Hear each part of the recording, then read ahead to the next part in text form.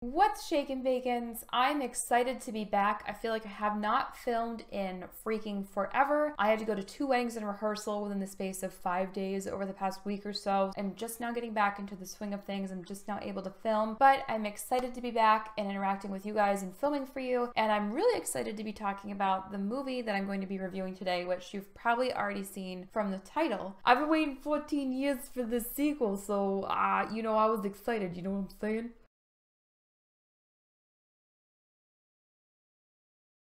Boy howdy does Pixar and Disney know that it has been quite a while. The first Incredibles was released in 2004 and the sequel is of course coming out now in 2018. The movie actually starts with the actors and the director apologizing and making excuses for how long the movie took to come out, which is kind of super funny to me actually. So the question for me as I listened to their excuses and as they told us as the audience, it's worth the wait. Well, is it worth a 14-year wait? Is it really worth a 14-year wait? That's the question that I needed answered. So the answer to that question is, I honestly think that the story that they came up with could have been done way faster than in this 14-year span of time. But is the movie good? Hell yeah! It's super good. It's very good. In fact, I actually liked it better than the first one. And that's really rare for me. Before I dig into the review, if you are not yet subscribed, please feel free, hit that button. It is free. You get to join the community and talk about movies and games and all this fun stuff. Of course, you can also join live on Twitch, twitch.tv/travelerswarden. You can also always support on Patreon, and I wanted to do a shout out to my top level producers. That would be Kevin Adams and RD Artuno. You guys rock, and all of my supporters on Patreon. You are all amazing, and I've told you that before, and I will continue to tell you that. You are all awesome, and I am so grateful you're helping improve the content immensely.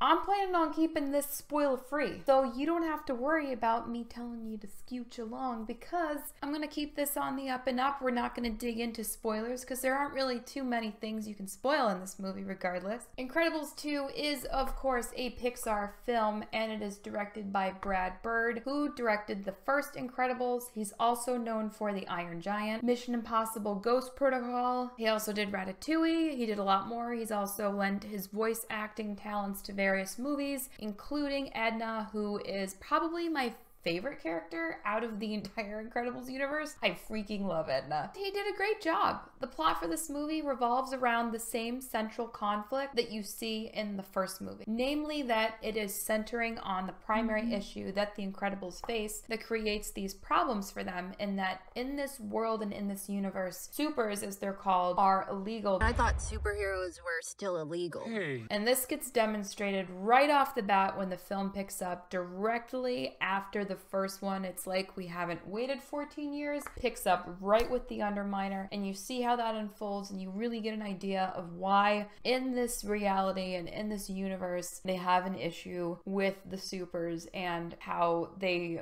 previously handled things. Of course, the plot moves on. Elastigirl gets recruited to be the face of the supers, super face, if you will. And she's supposed to promote their image toward being legalized again, letting them come out of hiding, letting them use their powers, letting them kind of do the right thing and save the world against villains and against evil plots and things like that. Along the way, as she's being Superface, she stumbles across the main villain that this movie then revolves around, while at the same time we get to see Mr. Incredible, Bob, learning how to interact and connect with his family in a way that isn't familiar to him, because prior to this film, Bob has been the one who has been out in the workforce and away from the family. So this is a new living situation for him. He's trying to come to grips with that, just as Elastigirl is trying to come to grips with being the Superface. Along the way, we get to explore Jack's powers, we get to see more growth in Dash and Violet, we get to see how the family grows together, we get introduced to new supers, we get to see our pal Frozone again. You get to see how everyone comes together even further throughout the plotline. My quick take on this is that I genuinely enjoyed this movie. A lot of movies I feel like this year and at the end of last year came out and I saw them, and while I had my tookus in the seat at the theater, I was like, yeah, this movie's fine, this is really enjoyable, haha, there's a funny moment. But then I get home and I completely forget that it existed. This movie is not like that. It is enjoyable, it is hilarious, it's a genuine pleasure to watch, and I'm definitely not going to forget about it. In fact, this is going to be something I'm going to watch and rewatch, and I will probably be adding this to my personal collection when it's available. Part of what helps that, of course, is that the first Incredibles was, until I saw this one, my favorite Pixar movie. I loved the original story. I loved the characters. I just thought it was so fun. I love the universe with the 50s futuristic blend. I love things like that. I absolutely adored that movie. And this movie really, really hit home for me because it was the first movie squared, which is what I feel a good sequel is. This movie really reignited my love for Pixar films. I kind of feel like Pixar films went on a really high note at first, and their quality has kind of been rocky and up and down through recent years. This one really shot me back up onto the Pixar platform. They did a great job with this film, even down to the short film that they show before the movie starts. I gotta be honest, I totally forgot that Pixar does that, and that's a thing. And I was sitting there and the short film came on and I was enchanted, which is the way I used to feel watching Pixar movies. I was like, oh my God, this is just like back when I used to watch the little old man play chess with himself. It was wonderful. It was a sense of nostalgia without using nostalgia fodder, just because it was a return to the quality that I remembered from them in the past. So definitely get to the theater on time so you can catch that little film before the beginning of the movie. So, I mean, let's just be real. This movie is geared toward a younger audience. It is Pixar. It's an animated Pixar film. That means there's nothing incredibly revelatory about this movie, but it is fun as hell. Because it is geared for a younger audience, it is going to be more predictable. You're going to be able to guess almost immediately who the main antagonist is. You're going to be able to guess what happens to the characters. You're going to be able to guess, for example, what happens to Elastigirl, what happens to Mr. Incredible, sort of guess what happens with the arc with their children. And that's not necessarily a bad thing per se, but that is where I deducted most of the points on my movie rating scale for this film. I suppose it could be argued that I should not expect so much from a Pixar movie because it is geared for a younger audience. But at the same time, Pixar and Disney also knew that they are also catering to a generation that grew up watching the original film in 2004 that are now older, that they need to reach with this movie. And Pixar has already demonstrated the capacity to tell very in-depth, interesting, unpredictable stories. And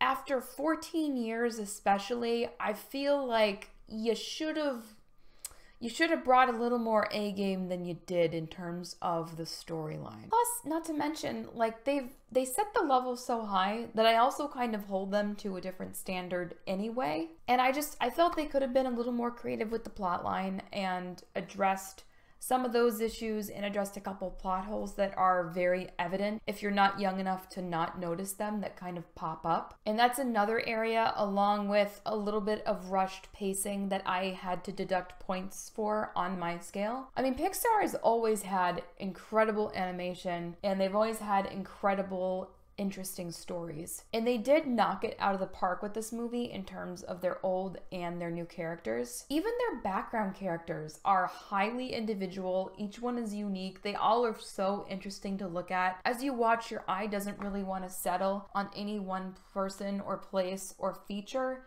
in particular, just because there's so much to take in. Just the visuals by themselves are a sheer pleasure to behold in this movie. And for that matter, listening to it is as well. I was impressed with each and every single one of the voice actors. I don't think that any of them could have done a better job. Their timing and their acting was impeccable, and it is undeniable that the movie is absolutely hilarious. I had tears in my eyes sometimes because I was laughing so hard. I actually clapped a few times just out of sheer delight at how happy I was watching this movie. And in terms of listening to the movie, the music was just as sublime in The Incredibles 2 as it was in the first. I love that slinky, Bond-esque, spy, superhero, crossbreed music that they had in the first, and they amp it up in this one. It makes a return with some fresh notes. It's just so well done. It's such a good score for the movie, and it really, really puts you in the context of their 50s-esque futuristic world, especially with the intro rendering with that kind of flat 50s style. You get some 2D 50s-esque cartoons that make an appearance in the movie. You even get to see the 50s-esque rendering of the iconic Disney castle in the beginning, and that really sets the tone. And the best part about the movie is you end up feeling for the characters and their growth, and even though the story is predictable, because you're feeling and invested in the characters, you end up really enjoying it regardless. I already mentioned Edna is one of my favorite characters. She's got some really great moments in this movie, especially with Jack Jack. I really love the introduction of the new supers. I really enjoyed seeing the depiction of Bob's